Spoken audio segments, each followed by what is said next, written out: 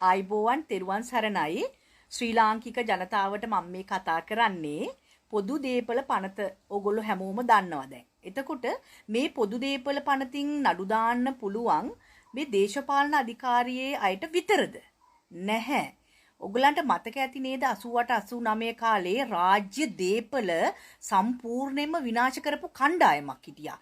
Transformer ගිනි තියලා bus රථ 160 ගාණක් ගිනි තියලා එතකොට තව විශාල ආයතන දේශීය ආයතන ඇඟලුම් ආයතන ඒවා ගිනි තියලා මේ රටේ සම්පත් විනාශ කරලා මේ රටේ දියුණුවට සංවර්ධනයට බාධා කරපු කණ්ඩායමක් හිටියා. එහෙමනම් පොදු දීපල පනත යටතින් ඇයි මෙච්චර කාලයක් ඒ අයට විරුද්ධව නඩු දැම්මේ නැත්තේ? එහෙනම් අපි ක්‍රියාත්මක වෙන්න ඕන කාලේ ඇවිල්ලා නේද තියෙන්නේ. එහෙමනම් අපි සියලු දෙනාම රටවැසියන් විදියට එකතු වෙලා අපේ රටේ මේ තිබුණු පොදු දේපල විනාශ කරපු කණ්ඩායමට විරුද්ධව පොදු දේපල පනත යටතින් අපි නඩු දාමු නේද?